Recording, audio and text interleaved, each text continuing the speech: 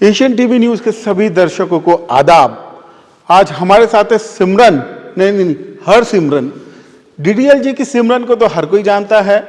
आप हर सिमरन, कहीं ना कहीं आपने शुरुआत में ही बातचीत में कहा कि आप शाहरुख खान की भी फैन हैं, तो क्या आपके पेरेंट्स भी शाहरुख खान के फैन थे? ये मैंने कभी पूछा नहीं उनसे, और मैं ज़रूर पूछूंगी कि आपने क्या उनसे सोच के मेरा नाम रखा है। हर सिमरन की जर्नी की बात की जाए तो कहा जाता है कि आप पंजाब से शुरुआत की है। अभी जो आने वाली फिल्म है आपकी 15 तारीख को, आखिरी सवाल, क्या आखिरी सवाल पूछना चाहती हैं आप?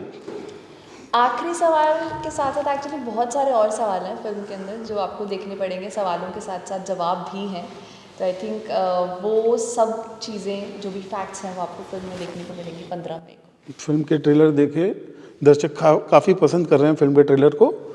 बहुत बोलते हैं ना, गंभीर मुद्दों पर फिल्म बनाई गई है। कहीं ना कहीं जो देश में ऐसे मुद्दे हुए हैं उसके ऊपर फिल्म बनाई है और काफ़ी चर्चा हो रही है। कहीं ना कहीं फिल्म को लेकर आगे भी काफ़ी डिबेट बनने वाली है।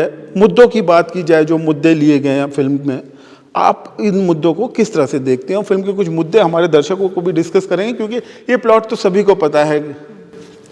आई थिंक हमारी जो जनरेशन है उन्हें इतना हमारे देश के बारे में, जो आरएसएस जो संघ है जिसके बारे में हमने फिल्म बनाई है, उसके बारे में इतना आइडिया नहीं था। हमने सुना है कॉलेज में बहुत चीज़ें, बट उसको क्लोजली जब मैंने भी रिसर्च किया फिल्म करने से पहले, समझा जो उत्कर्ष सर ने लिखा है, उनके वो चीज़ें पता लगने पे आई, तो मुझे भी ऐसा लगा कि बहुत सारी ऐसी चीज़ें हैं जो शायद हमारी जनरेशन से वो नॉलेज शेयर ही नहीं होती, कभी उन्हें पता ही नहीं चलता।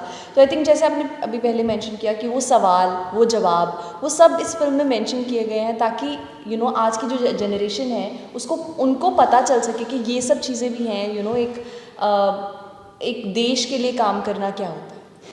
कहीं ना कहीं एक आरोप लगता आ रहा है कि बीजेपी फिल्मों के जरिए अपना जो चरित्र है, अपना जो कैरेक्टर है, उसको कहीं ना कहीं वॉश आउट करने की कोशिश की जा रही है फिल्मों के माध्यम से। बीजेपी का जो पॉजिटिव चेहरा है वो दिखाने की कोशिश की जा रही है और चीज़ों को तोड़ मरोड़ के पेश किया जाता है। जैसे गांधी जी की हत्या की बात की जाए तो अभी तक नथुराम गोडसे को सबसे बड़ा विलन माना जाता था। बाबरी मस्जिद की ढहाने की बात की जाए तो उसको एक अलग पर्सपेक्टिव था लोगों का। कहीं ना कहीं लगता है आपको ये फिल्म ऐसे दर्शाने की कोशिश करी है कि वीएचपी आरएसएस जो संगठन है वो सही कर रहे हैं? आपकी क्या राय है? आई थिंक सिनेमा के थ्रू हर एक को वो राइट है वो अपनी कहानी बता सकें, लोगों तक पहुंचा सकें। At the end of the day वो लोगों पे डिपेंड करती है चीज़ कि आप वो फैक्ट समझ कर, सोच समझ कर कि आप क्या बिलीव करते हैं, क्या नहीं। हम लोग किसी भी फिल्म से आई थिंक कोई एक पर्सपेक्टिव कभी क्रिएट नहीं हो सकता। वो एक इन्फॉर्मेशन शेयर करने का माध्यम है, जिससे जैसे हमने फिल्म बनाई है, एक फैक्ट्स पे रिसर्च करके फिल्म बनाई गई है, वो फैक्ट्स हम लोगों तक पहुंचाने की कोशिश कर रहे हैं। अब लोग उस फिल्म को कैसे परसीव करते हैं, आई थिंक वो लोगों पे भी डिपेंड करती है चीज़। हमने अपना काम किया है, पूरी शिद्दत से रिसर्च करके वो फिल्म बनाई है। आगे 15 मिनट को लोगों पे डिपेंड करता है कि वो फिल्म वो किस तरह से लेते हैं। एंड आई होप लोगों को ये फिल्म पसंद आए। जब भी इंडियन सिनेमा में सिमरन की बात की गई, डीडीएल जी की बात की गई, तो एक रोमांटिक पेयर, एक रोमांटिक जोड़ी के जरिए राज और सिमरन को याद किया जाता है। आज भी सिमरन लोगों के दिलों से, जहन से नहीं निकली है। अब अगर हम बात करें हर सिमरन की, तो ऐसा लगता है कि अपग्रेडेड वर्जन है। आपका जो किरदार है फिल्म में, वो क्या है? किरदार का नाम बताएं। एक्चुअल में आप हर सिमरन है, लेकिन जो फिल्म में आपका जो किरदार है उसका नाम क्या है और वो क्या पोर्ट्रे कर रही हैं? हर सिमरन में रियल लाइफ में वो वैसी थोड़ी सी चुलबुली सी सिमरन जैसे, बट फिल्म में इप्शिता दास इज़ माई कैरेक्टर एंड बहुत ही स्ट्रॉन्ग विचारों की लड़की है। वो बिलीव करती है अपने, जो उसका एक सिस्टम है, बिलीफ सिस्टम में, एंड वो चाहती है कि लोगों तक जो एक सच्चाई है चीज़ों की वो पहुँचे। एक दौर हुआ करता था 50 सालों के बाद इंडस्ट्री में जो बड़े बड़े एक्टर्स हुआ करते थे बूढ़े हो जाते थे। ऐसा कहा जाता था कि रिटायर हो गया, लेकिन एक दौर अब चल पड़ा है। शाहरुख खान, आमिर खान, सलमान खान, संजय दत्त, अजय देवगन, अक्षय कुमार, पता नहीं कितनी बड़ी लंबी लिस्ट है। ये लोगों का दबदबा आज भी फिल्मों में उसी तरह से कायम है। जो नई पीढ़ी आ रही है कहीं ना कहीं उस तरह की पहचान नहीं बना पा रही है। आपने संजय सर के साथ काम किया, तो ऐसी क्या बातें हैं, क्या खूबियां हैं जिनके कारण दर्शक आज भी उनको पसंद करते हैं खूब? आई थिंक वो उस टाइम से काम कर रहे हैं जब शायद सोशल मीडिया एग्जिस्ट भी नहीं करता था। आज a lot of us are dependent on social media for a lot of things, and I think वो एक ऑरा उस टाइम से लेकर आज तक मेंटेन करना अपने आप में एक बहुत बड़ी बात है। और कहते हैं ना कि हम लोग भी बचपन से लेके आज तक उन्हें देख रहे हैं, तो वो एक हमारे दिमाग में भी उनका एक स्टार पार वैसे ही मेंटेन है जब से हमने उन्हें देखना शुरू किया है। तो वो चीज़ मेंटेन करने के लिए आई थिंक उनका जो एक ग्राउंडेडनेस, जो वो हम्बलनेस जिससे वो सेट पे आते हैं, उनका डिसिप्लिन, वो determination to be an actor, हर कैरेक्टर पे काम करना, वो is something which has brought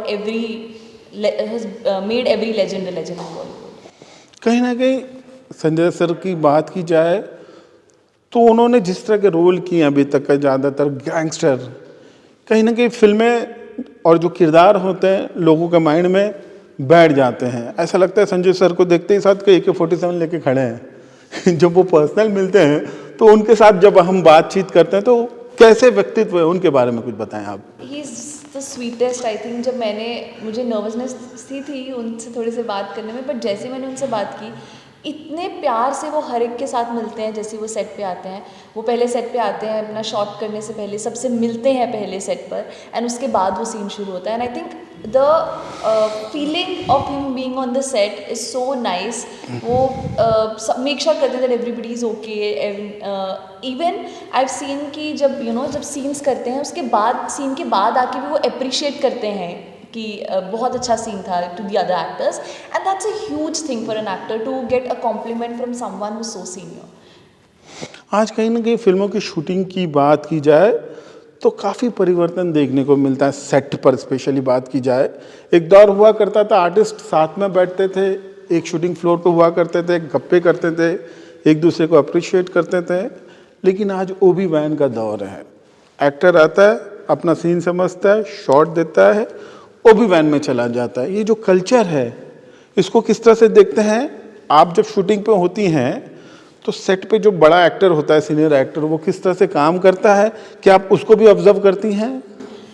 in this film I have not face this because हर सीन के बाद हम लोग सीन के साथ ही देयर वर चेयर्स, एंड हम लोग सब लोग साथ में बैठ के बात करते थे, and we used to talk about films, we used to talk about the film जो हम शूट कर रहे हैं, बाकी सिनेमा के बारे में। एंड आई थिंक ऐसा कभी फील नहीं हुआ कि हम लोग अपना सीन करेंगे और वापस बाद में चले जाएंगे, बिकॉज हम लोग सब इतना अच्छे से बात कर रहे हैं बैठ के। तो वो वाला कल्चर टू बी ऑनेस्ट मैंने नहीं फेस किया, एंड आई एम ग्लैड कि मुझे ऐसे एक्टर्स के साथ काम करने का मौका मिला who make you feel so comfortable, because मेरी जर्नी अभी शुरू हुई है, and they have been working in the industry for so long, and to make someone so comfortable during the shoot of the film, I think I am grateful for that. हर इंसान की एक अपनी journey होती है, वो कहीं ना कहीं इन जर्नी में मेमोरीज बनाता जाता है और लोगों को बहुत मज़ा आता है इंटरेस्टिंग चीज़ों को सुनने के लिए, इंटरेस्टिंग चीज़ों को जानने के लिए। अगर सेट पे शूटिंग के दौरान की बात की जाए, कोई ऐसी सीन, कोई ऐसी यादें जो हमारे दर्शकों को आप शेयर करना चाहेंगी? I think all in all the whole film was an experience in itself. बहुत ऐसे सीन के बाद भी हम बैठ के बातें करते थे, तो बहुत आई थिंक एवरी मोमेंट, मैं कोई एक मोमेंट पिन पॉइंट भी नहीं कर पाऊँगी, क्योंकि ये फिल्म एक तो काफ़ी थोड़ा सीरियस भी है, बट लेकिन वो सीरियसनेस कभी हमने बाहर सेट के बाहर नहीं आने दी। हम लोग सबसे हंस के बात कर रहे हैं, बैठ रहे हैं, खाना खा रहे हैं साथ में, तो आई थिंक वो छोटे छोटे मोमेंट्स हैं which I will remember after the film itself. हाल ही में धुरंधर 1 के बाद 2 को भी काफ़ी सराहा जा रहा है। संजय दत्त साहब की बात की जाए तो उनका किरदार लोग आज भी याद रखते हैं। आपकी फिल्में भी संजय दत्त साहब हैं, बड़ा चेहरा है, कहीं ना कहीं उनको ही आगे लग के फिल्म को प्रमोट किया जा रहा है। आपको लगता नहीं कि एक्सपेक्टेशन कुछ ज़रूरत से ज़्यादा बढ़ जाएगी? फ़ायदा होगा फिल्म को, नुकसान होगा? आप किस तरह से देखती हैं? आई थिंक आज सिनेमा से एक्सपेक्टेशंस आई थिंक हर एक फिल्म से ही ज़्यादा है, because we want the cinema to be back in its original shape. जो अभी फिल्म लाइक धुरंधर उनसे वापस आ रहा है, हम लोग फिर से देख रहे हैं, लोग थिएटर्स में जाके फिल्म्स देख रहे हैं, तो आई थिंक वो एक्सपेक्टेशन सिर्फ हमारी फिल्म से नहीं, हर एक फिल्म से होनी चाहिए बिकॉज अगर फिल्में अच्छी बनेंगी तभी ऑडियंस जाके थिएटर्स में वो फिल्म देखेगी. And of course we have a legend in our film and वो एक्सपेक्टेशंस हैं. एंड आई एम श्योर कि ये फिल्म उन एक्सपेक्टेशंस पे खरी उतरेगी, बिकॉज लोगों को जो जिसके लिए वो देखने आते हैं, सिनेमा देखने आते हैं थिएटर में, कि कंटेंट बेस्ड फिल्म. तो I think this is one of those film. Film release होते साथ जब कोई अच्छी एक्ट्रेस को लोग देखते हैं तो मन में कई तरह के सवाल पैदा होते हैं. कौन है ये, कहाँ से आई है, इससे पहले क्या किया, क्या करने वाली है. हरसिमरन की बात की जाए तो शायद बहुत सारे लोग गूगल पे सर्च करेंगे तो उनको ये तो पता चल जाता है कि पंजाब से शुरुआत हुई थी. जो चीज़ गूगल पे नहीं है उसके बारे में कुछ बताएं. गूगल पे हर कैरेक्टर के पीछे जो मेहनत की जाती है वो नहीं दिखती, बट जब वो पर्दे पर आती है और लोग उसकी अप्रिसिएशन करते हैं तो वो भी शायद गूगल पे नहीं दिखता कई बार, बट आई थिंक वो हमारे जहन में रह जाता है.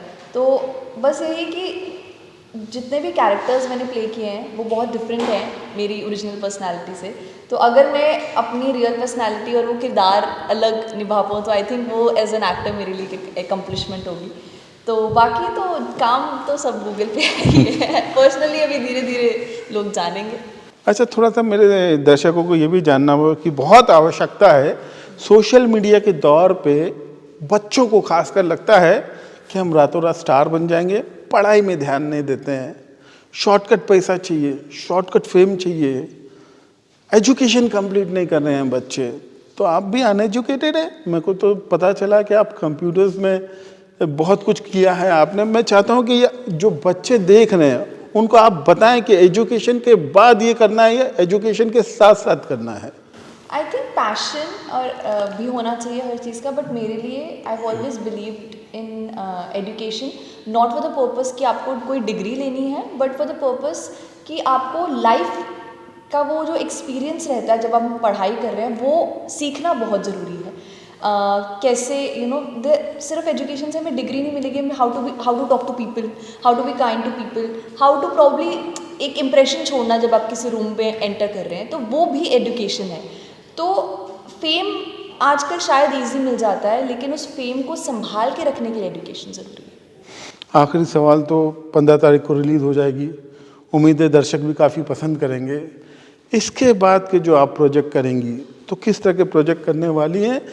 आप किसी किरदार में विश्वास रखती हैं? क्योंकि एक वक्त हुआ करता था लोग रोमांटिक फिल्मों के ज़रिए अपने आप को जानना बहुत पसंद करते थे. यश चोपड़ा की फिल्में देखकर उस तरह की फिल्मों में काम करना पसंद करते थे. वो क्या सिफ्रॉन वाली साड़ी, कौन सी साड़ी होती है, सैफरन साड़ी, बड़ी बड़ी वो जो साड़ियाँ होती हैं, कश्मीर लेके जाते थे यश चोपड़ा. कभी ऐसा ख्याल आया कि हीरोइन मतलब इस तरह से होनी चाहिए? आई थिंक बचपन से हमने वो सिनेमा देखा है तो वो अट्रैक्टिव बहुत लगता है. हर कोई उस ऐसी फिल्मों में काम करना चाहता है, बट मेरे लिए उन किरदारों के साथ साथ एक वैसे किरदार भी इम्पोर्टेंट है जहाँ पे एक आर्टिस्टिक ग्राफ आपको दिखे. तो वो हीरोइन कौन नहीं बनना चाहता, बट एक कोई ऐसे किरदार जहाँ पे एक्शन हो, ड्रामा हो, इमोशन हो. तो हर एक कैरेक्टर का हर एक जॉनरा में काम करना चाहती हूँ. तो आई थिंक मैं अपने आप को लिमिट नहीं करूँगी कि मुझे सिर्फ रोमांटिक फिल्में करनी है या मुझे सिर्फ एक्शन फिल्म करनी है. आई जस्ट वांट कि जितने भी कैरेक्टर मैं प्ले करूँ वो मेरे पिछले कैरेक्टर से अलग हो और कुछ नया देखने को मिले. पंजाबी फिल्मों में काम किया आपने, टेलीविजन में काम किया, बॉलीवुड में कर रही हैं, साउथ में कर रही हैं, कुछ प्रोजेक्ट भी तो शेयर करें. क्या कर रही हैं आप? खुल के कुछ बता नहीं रही हैं आप. नेम्स और वो बाकी डिटेल्स तो मैं रिवील नहीं कर सकती, बट एक पंजाबी फिल्म ज़रूर रिलीज़ हो रही है इस साल. एक तेलुगु फिल्म पे काम चल रहा है, एक शेड्यूल शूट हो चुका है. एक हिंदी फिल्म भी है जिसकी रीडिंग चल रही है. क्या है एग्जैक्टली वो आपको ऑब्वियसली देखने में पता चल ही जाएगा थोड़े टाइम में, but for now this is something that I can share. 15 तारीख को आखिरी सवाल, दर्शक क्यों देखे, चलते चलते इसका जवाब आप खुद दे दें. कई ऐसे सवाल हैं जिनका जवाब आज तक नहीं मिला और कई ऐसे सवाल भी हैं जो आज तक कभी पूछे नहीं गए. तो आई थिंक स्पेशली हमारी generation and also the people who have been with the country and always supported the country, तो उनको सबको देखना चाहिए. and I think I would not limit it to any section of people also. सब जाके देखें. आपको सिनेमा के थ्रू ऐसी चीज़ें पता लगेंगी जो शायद हमने कभी ना सुनी हो। तो 15 मई को जाकर देखिए आखिरी सवाल।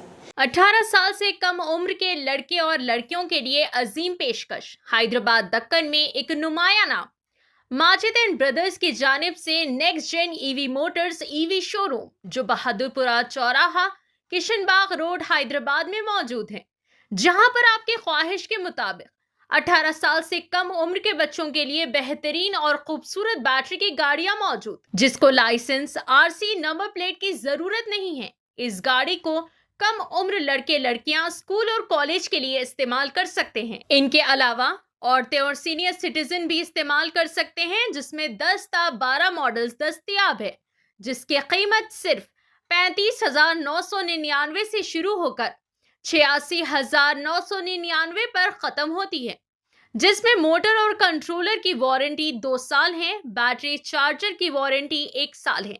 ये तमाम models next gen motors Bahadurpura पर मौजूद है। मजीद तफसीलात के लिए 9246109197 या फिर 9246209197 पर रब्त करें।